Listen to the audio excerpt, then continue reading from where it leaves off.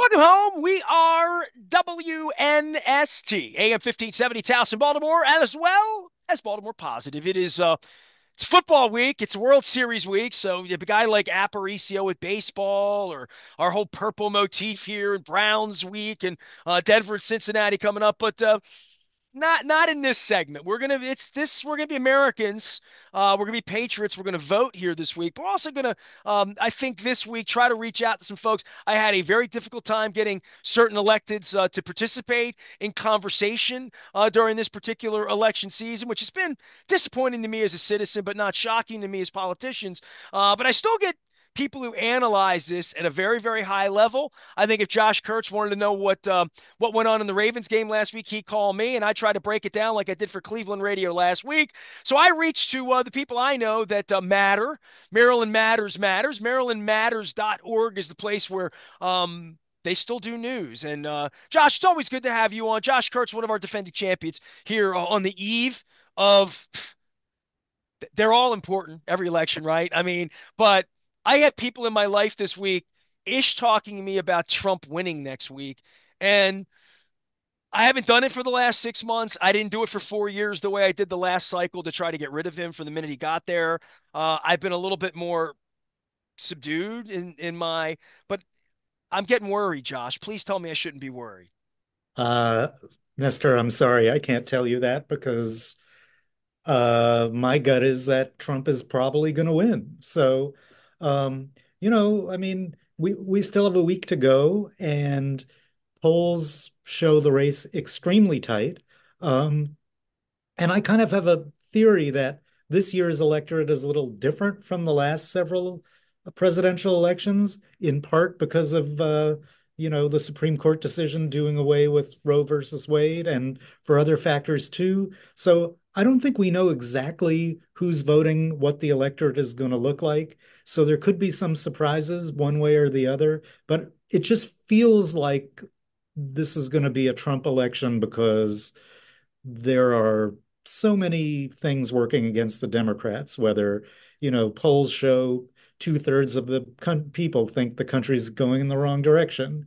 Joe Biden remains an albatross around Kamala Harris's neck.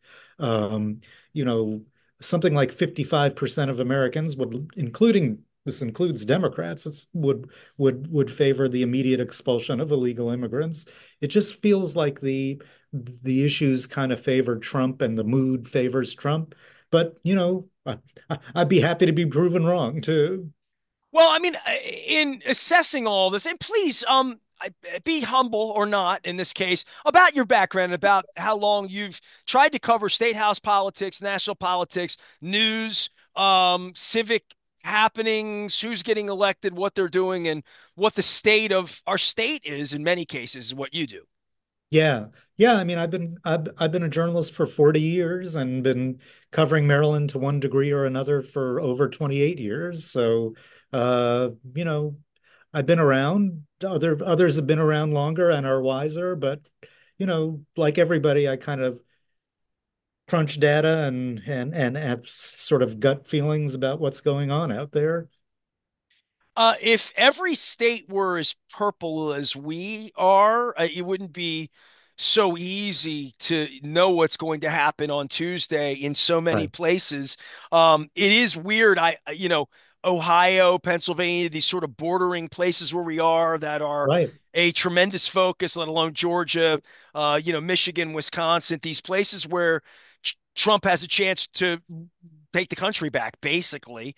Right. And how incredibly popular this can be where we see a rally in New York City talking about Puerto Ricans as trash. Right. Like I can't believe the rhetoric and I can't believe the popularity of it in certain segments of the country and in certain segments of Maryland, quite frankly. You don't have to go Without far a to doubt. find it. Yeah. Yeah, no, I mean, the, it's kind of hard to, there's sort of the policy aspects of Trump and Republicans, and there's, what's become the performative aspect of Trump and many of his fellow Republicans. And, you know, I think reasonable people can disagree about policy, but something about this particular time that we're in, the politics have gotten just really bad Well, the and racism that's baked bitter and into it, right? yeah, Yeah, yeah, right, that's baked in has nothing to do with what Ronald Reagan believed in or what right, the Bush family believed in or what really anybody this side of Hitler has ever really believed in the last century right, in right. regard to what the rallies look like. Josh, I'll be honest with you, I haven't talked a lot of politics, but I want to talk this week about it because I'm seeing it Yeah, watching World Series games, watching not just Angela Alsbrooks, you stink. Larry Hogan, though, you stink. Like right. I'm seeing all the money that came in on the outside, which is Yeah, really the root of all of this. And when we talk about other places where they have democracy, having PAC money and hundreds of millions of dollars to try to swing elections where the money right, comes from outside of the state, which really isn't in the whole spirit of why we send a senator to the United States of America to Congress and or any state, even though it's 20 miles down the road for us. But I saw the Trump commercial that he's peddling, his made for television symphonic extract, not the ones other people are buying, the right. one that's him. And I saw it's like 90 seconds, a really long commercial. I Yeah, saw it the other day. I've only seen it one time. And it was just amazing how white it is, all of yes, it. right. And I can't, I just can't get past 50 years, after Nixon, 50, 60 years after Dr. King, like all of these things that have conspired to make this popular a third time Yeah. enough that we're talking about it. Like I'm blown away by how many people I consider friends or have considered friends that have witnessed this and it it's still okay. And that kind Yeah. of blows me away, really blows me away. Well, no, I think this is really a moment of reckoning for our country. And, the late Elijah Cummings used to kind of look at the state of political things and say, we're better than this. And I've heard Joe Biden use that phrase too. And, the sad reality is I'm not so sure we are better than this because, I think this is really, this appears to be where about half the country is. And, we can talk about the forces at play that could put Trump over the top. But I mean, basically, it's a 50-50 nation. And you're right. I mean, 50% of voters seem like they're bigots or at least willing to, you know, explain away Trump's bigotry. Until it affects them, right? Right. Josh Kurtz is here, until I turn out to be Puerto Rican instead of Venezuelan. It's really an incredible thing. He's MarylandMatters.org. They cover the news. They cover local news. I would highly encourage you to support not just Josh, but other folks like Josh. Josh is sitting in the radio room down in Annapolis. It's emptied out because people like me aren't there, and I got Luke out in Owings Mills running around with the football team as though, they didn't have any problem getting their $600 million from down in Annapolis as well. And I know you were on watch on all of that. The election here from the Larry Hogan, Angela Alsobrooks side. Um, Take me through that as you would explain it if I were your son trying to vote, a young friend voting for the first time. Right. It is an amazing juxtaposition in so many ways. Hogan has had incredible amount of money spent, incredible messaging, the attack ads, all of these things, and yet, I have not heard from, I've never met Angela Also Brooks. She has canceled on me twice in Baltimore to Well, speak to my audience, which really makes me feel kind of worthless, to be really frank with you, as someone who's going to give her and Larry Hogan free airtime, a chance right. to answer questions from me. If they don't want to answer questions, fine, but I vote too, and I am voting. And I don't want to say I don't know who I'm voting for. I just know that I feel a level of disappointment in regard to all of the sleaziness of the attack ads and like all of that, but Right. just the fact that I had to pay hundreds of dollars in order to walk into a room to sniff either one of them, and that's where we are now. Right. And asking them questions as a citizen, as a lifer journalist, isn't on their agenda, or if it Right. is, they literally also books people just ghosted. Like it's one of the most unprofessional things. And I think to myself, Ben Cardin didn't behave this way, but Ben Yeah. Cardin is of the Joe Biden era and of the John Kennedy era, where I don't know where it all is when you're not even willing to come and answer questions when you're trying to get my vote for the U.S. Right. Senate, and I don't even know anything about you, Angela Also Brooks. Yeah, that's interesting. That's interesting. Well, I'm on the north Well, side of the Beltway here, right? Like I don't think everybody knows who Larry Hogan is. That's yeah, dangerous unto itself, right? Like I believe.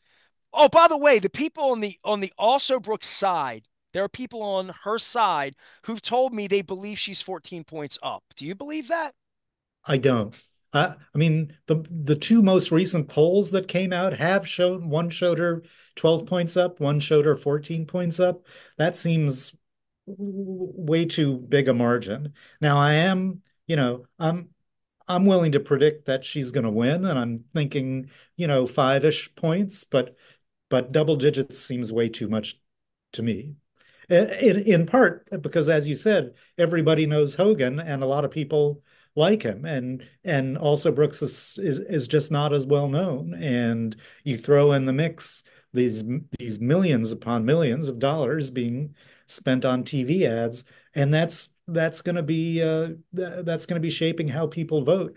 We really, in Maryland, it's been a long time since we've had a competitive race like this, and so we're not used to the onslaught of constant TV ads, which are, of course, all attack ads, basically. So it's really been an interesting dynamic this year. This was really a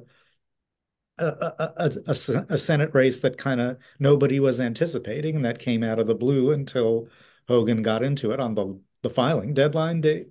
Well, and he had also said he had no interest. I mean, I Right, remember many times him saying, I have no interest in being one of, these voices. It's not what I do. right, And right. um Well, the and power play, but his messaging also feels very disingenuous to me. And I wanted to sit across and look him in the eye the way I'm looking you in the eye, and you're not running for anything, Josh. right, The way I look at a lot of citizens in the eye and say, "You want to be our senator?" I voted for Larry Hogan. I mhm, voted for Bob Ehrlich. I'm a Democrat, right? Like I had Bob Ehrlich in my studio. I was telling my wife 20 years ago, he was here and a part of it, and I didn't right, like the candidate on the Democratic side, that because I met her and I didn't like her, and that's my citizen right to say I need to like you. I need to feel like right. I need to understand you a little bit. And I don't even mean that as they owe me coming on my show. I don't feel like I really understand much of either one of them, and I don't think they wanted to be understood particularly. And I find that to be its own fascinating thing because Larry Hogan has a record, Angela Alsobrooks has a record, right? Like Right. I don't know if she needed to deviate from her record. I think he's trying to portray himself as something different than I believe him to be. And do I Right. really believe he's going to go to DC and vote with Democrats? I don't, but I'd like to challenge him that. I'd like to hear whatever the answer or rhetoric or explanation, whatever you would call it, whatever vernacular you call it. But I would like to hear more of that. And I feel like these candidates kind of hide a little bit and then hang out at donor events and collect money and buy ads. Well, that's a very fair description of the current state of our political system, Nestor. I mean, I couldn't say it any better, frankly. Wow, really? You mean But that?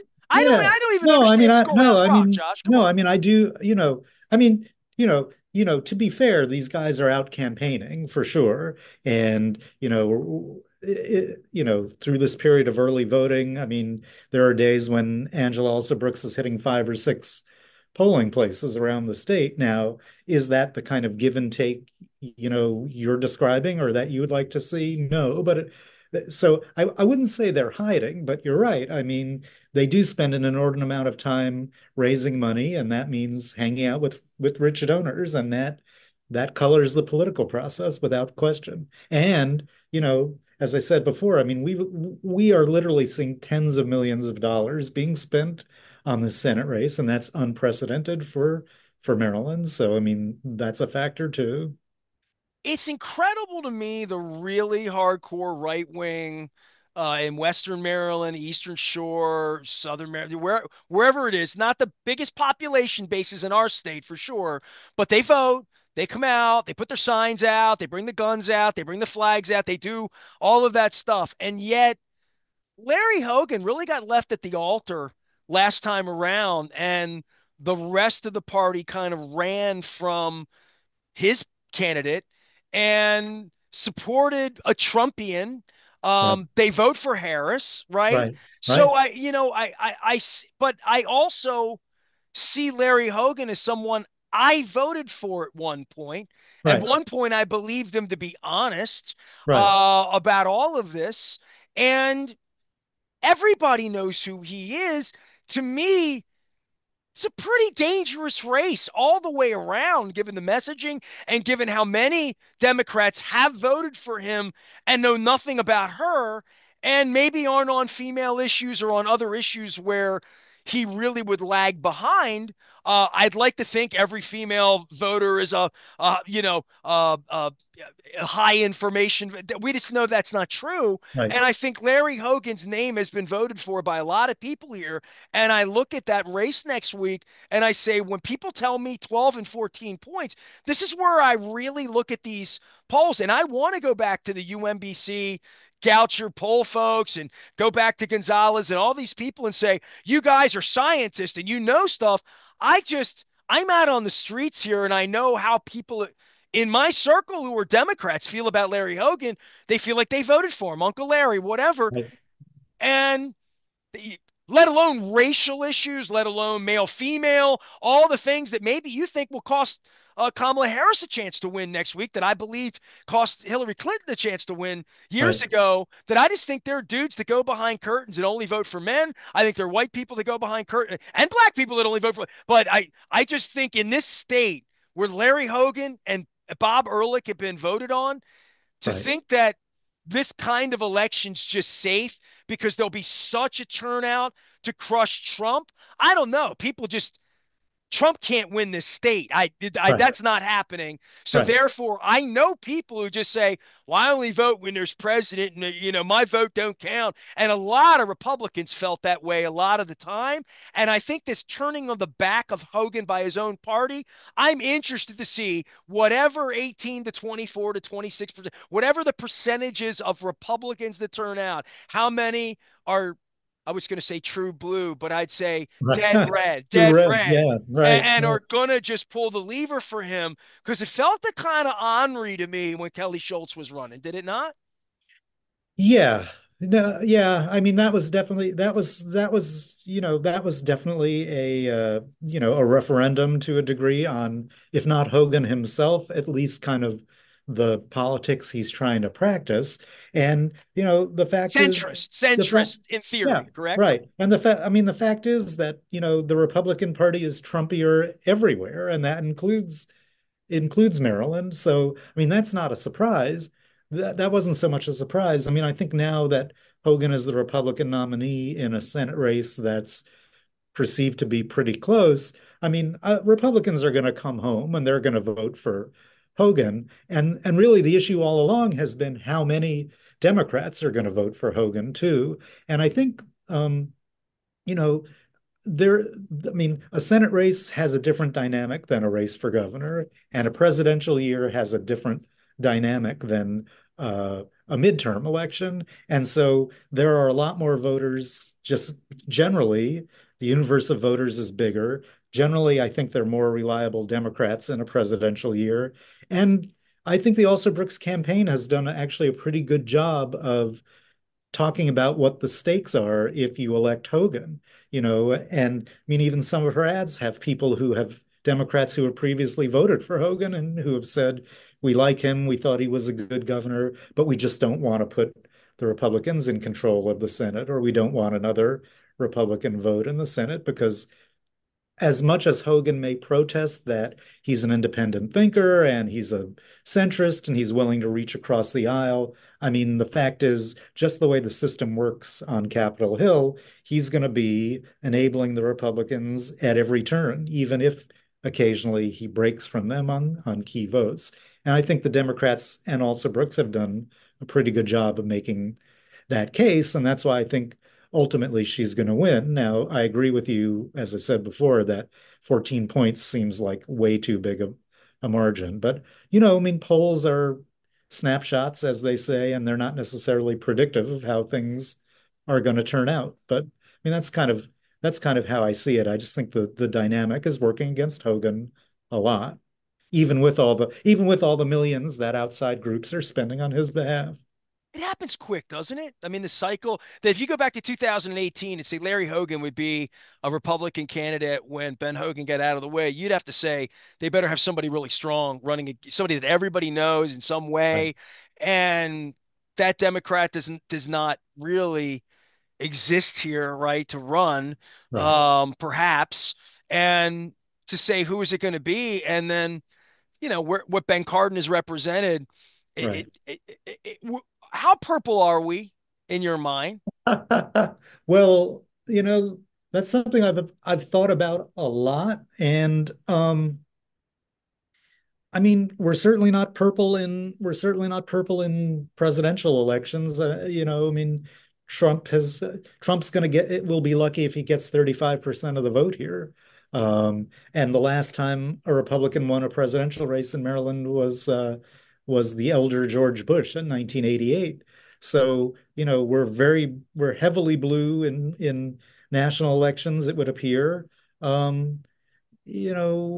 I think in gubernatorial elections, Hogan has proved that we could be a purple state, and if the Republicans had nominated Kelly Schultz instead of Dan Cox, it would have been a closer race in 2022 than it was. But I mean, let's not forget that was a 30 plus point victory for Wes Moore too. So Well, a lot of that was an answer to Trumpism and COVID and yes, just how crazy Fox News is to any of us who are sane. Yeah, right, like literally, all I true. don't, Yeah, and the ideologies that are espoused, right. top to bottom, and just the racism. I mean, like let's Yeah, I don't even say like race.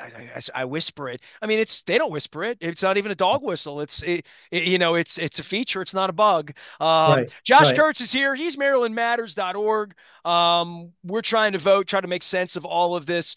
Yeah, Polls, and how they drive things. One thing I always get sideways with Don and his litany of pollsters and all of them, and I respect the hell out of all of them. I just don't.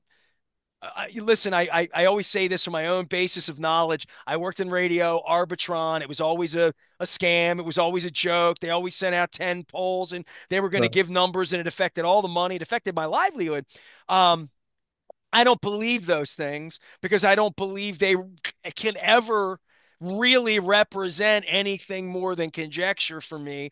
And I right, especially when it comes to like who people are going to vote for, I think people are very ignorant to what they know or don't know, especially with what's question B, what's question C. They don't know any of that, right? right, right. So even I would say it's 2% of maybe 5% of the population knows any of those kinds of things, let alone other issues. When you take a mic on the street in Annapolis or Baltimore or Towson and just talk to people and Right. find out who fails the fact tests on basic citizenship issues, let alone what they know about Angela Alsor-Brooks or what they know about Larry Hogan or what they Right. saw on the news last night. But the polling part of this is I'm always at odds with the believability. So some ways like religion for me, in that I really need some proof as a journalist, and yet you quote this, they quote this, everybody quotes all of this gospel according to polls, and I know they're all rigged up with money in some way because I've smelled it all, Yeah. and therefore they all hate me, and I'm like, no, I want to talk to you about it, but I am going to challenge the science before we talk about this guy's up 3 points here and like I don't even, because it's just people lie. Yeah. It's simple. People Right. lie. They lie about everything. So why would they tell you the truth? Well, I mean, that's been one of the many flaws about polls over the years is, you just don't know if you're getting the right, you know, first of all, you never know if it's the right sample size because the electorate changes from race to race and from year to year. And right, and there's no guarantee that anyone's telling you the truth, They may they I've told all the pollsters I wouldn't tell you who I'm voting for. right. I Well, just there you go. wouldn't. I don't know. I would say it on the radio before I You're, would tell. Literally, I have. you're You proof know, positive then. Yeah, there you go. Yeah. Um, yeah, I mean it's a flawed science. They give themselves every poll has a margin of error, which is, when you think about it, I mean, just look at like how every poll has had Harris and Trump essentially tied, for weeks on end. I mean, that means like one What's could be leading. tied mean? I mean, to me, you better Right, go through these 6 or 7 states right, and roll through where anybody is vulnerable, right, where Nevada is, where, right, where a handful of the places are. But it's all about Georgia, Michigan. It's all about the same thing it's always been about. right, And I don't believe anybody in Williamsport, Pennsylvania is going to pick up the phone and be honest, or would have any reason, would have any incentive to necessarily. And what, even if 100 of them or 1,000 of them or a 5,000 or any of them, what that really represents toward what's going to happen right, and who's right, going to vote, who's not. Like, that's why it's why I called you, John. Listen, I could beat up the Ravens all week. They've had a bad right. week. I'm really Bad week, right? worried here all of a sudden because in Yeah, my life, in the places I go, there's a handful of people that still think Donald Trump's cool and going to help their taxes, and they right, just hate Joe Biden because they've been indoctrinated to right, this Fox News to think they hate everything that was Obama. I wonder why. And down the list, they just hate everything about the Democratic machine, all the way they. So but then I'm like, do you listen to him calling Puerto Ricans right, did you watch the way he governed with COVID? Do right. you have any confidence? Would you want him in your office for an hour doing Yeah. anything in your Well, world? And I see no. the Democrats are doing, would you have him babysit your kids? Would you have him baby pet sit your animal? No, no, no, no, no, no, no Right, to any of that. right, And yet there's 75 million people are going to vote for him this week. Um, and I don't think any pollsters can work through that to get anything that feels factual that's going to move my headspace until right, right. Wednesday morning and knowing Well, we still live in yeah. a free society. I mean, we could probably talk for 4 hours about the science of the flawed science of polling, but Does uh, it concern you? I mean, do you oh, speak oh, of it as without it, gospel? well, without a doubt, it concerns me. And both in 2016 and 2020, polls, under anticipated the Trump vote both times pretty significantly. On the other hand, in the midterm elections of 2022, the polls seemed to underestimate the Democratic vote, and I think that was fueled a lot by voters' anger over abortion. So, you know, I mean, my theory is they're underestimating somebody this time around, but we just don't know. Well, We I hope just don't they're know who that underestimating is. women, just in a general Well, sense, right? I think Like, well, you and may be that's where the right. Hillary thing really kind of blew me away because I thought, especially the way he ran and what a creep he was from the Right. get-go. Like, Well, he was he's no just, less creepy now. it made my blood curdle when he Yeah, was on stage with Republicans. It made yeah. my blood curdle when he was insulting people like Marco Rubio, who probably deserves some level of insult, or even Ted Cruz, Right, who's eminently insultable. right, But like I was offended by watching the Republican debates 8 years ago and thought right, this can't be the most popular guy in the room. right. And here we are a decade later, and it's a cult, and It it's is. and the fact that we're a week out on this guy should have. He led an insurrection. Hold on. Well, Hold on. I buried the lead. We're half an hour into this, and I haven't mentioned January 6th yet. right. Well, yeah. I mean, yeah. I mean, let's not forget about been convicted on 34, charges in a New York courtroom. I mean, All the you could judge to intimidate a judge. We have that on tape. That's not go AI, you could right? go you could go on and on, and I mean, I think he's an unconventional politician, and I think the voters like the fact that he's basically like extending a middle finger to sort of polite society, and that seems to be appealing to a lot of people. And And they don't know what fascism is, and they don't recognize it because they haven't read a book in their lives. right, yeah, and I mean, the parallels, I think, to other to 20th century fascists and 21st century fascists is, there are lots of them there, and that's Well, frightening it's for not a sure. parallel. It's the words. Right, It's the intent, and it's whom he idolizes, right? Like Yes, openly. right. Oh,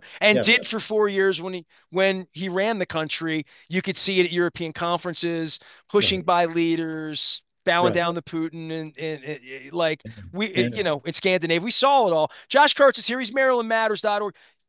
You're depressing the hell out of me. Do I should I go back talking to Ravens? What should I be doing here? Maybe well, that could be depressing too, What else obviously. is on your mind in regard I mean, I haven't talked to Wes Moore in 2 years. He's another one that was coming on. Then he never, like he's never, Yeah, it's been 2 years. I pimp for him. I pimp for him again because he's going to run against maniacs, kind of like Angela Alsterbrooks. I'm not telling anybody not to vote for her, even though I've never met her, because I yeah, just don't think it's good for any woman in my life. I don't think it's good for our country, quite frankly.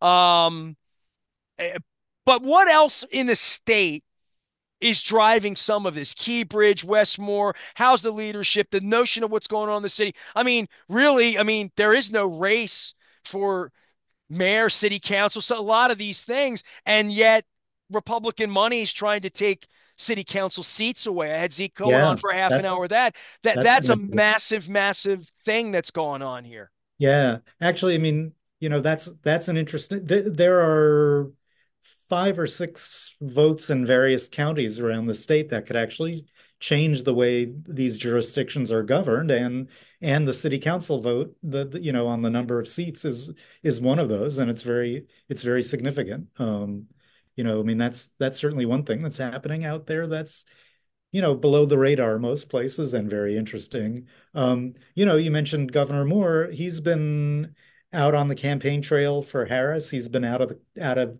the state a lot campaigning for her. He's done some stuff for also Brooks, though. That's become, I think, a little bit of a awkward situation. And Why is that?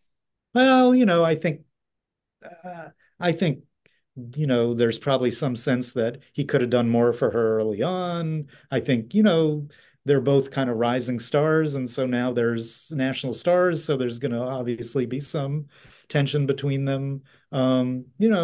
If she, because she's likely to win, it will probably get glossed over. If she were in trouble, I think there'd be more talk about, what he could have or should have done for her. Um, This is why I and have you on. I mean, I want the real story because I'm not in Annapolis every day like you in Maryland yeah, Matters. I'm yeah. really not, Yeah. And I think obviously, I mean, if Kamala Harris loses, there's already, the discussion about what Democrats do in 2028 is going to start immediately, and Governor Moore is going to be part of that conversation. And, is he ready for the scrutiny, and is he ready to, how serious is he about his national ambitions? Is he going to put together a team that, is able to take him higher in national politics? I don't know. I mean, these are all sort of things we're going to have to watch for. Well, they would be interesting things if anything would have happened to Joe Biden a year ago, Right, had there been a real cycle, which I have a lot of independent people in my world that are disappointed that there wasn't right, really a right. Democratic race. And I find that to be a very valid argument. I also find to be valid, like she's number two, she was picked, she's up. Get in on it because I have to Right, get in on it because I can't get on the other. right, Um, so right. to some degree, I would say I'd vote for the son of Sam on the Democratic side, but I would say that on the Democratic side, I have some leeway here Yeah, based on what my history has been and what I've seen and the words and what he tells us he's going to do with the country, especially with the right. media people like you and me round us up. You know what I mean? So I'm a Well, little concerned about that next that's Wednesday. coming. That's coming. Sixth and others. I finally met David Trone right on the eve of the primary down at Uh-huh. Fadley's. Dutch Ruppersberger said the nicest thing anybody's ever said to me in introducing me to David Trone. He introduces me, he gives me a little gut punch. He says to David Trone, "This is Nestor. He's real Baltimore." And I said, There you "Thanks, go. Dutch. Thank you." Yeah, I said, "Thank yeah. you." No, I think of I mean, Dutch as real Baltimore too, but well, right, but Dutch yeah, Dutch Elba says he's real Baltimore. yeah, that's good. That's all he said. Yeah, And I'm like, cool. So I've spent 2 minutes, David Tron. I mean, money, liquor stores, running Western Mayor, like there's an empty space there.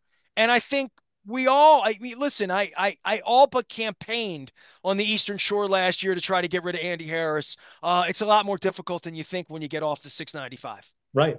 Yeah. Yeah. I mean, all of our congressional races are going to have sort of the status quo, I think, affirmed. The one competitive race is the race to replace Trone out in Western Maryland. And I mean, that race is a nail biter. I think that race is closer than the Senate race here. And it could be, Neil Parrott, who's the Republican, who's been the nominee now three times, or April Delaney, who used to work for the Biden administration and whose husband held the seat before Trone. And that's a toss-up race that I think the national parties are only just now beginning to pay attention to in the last couple of weeks. So How does that affect things? I mean, as you see it if the from, national parties pay attention, yeah, yeah.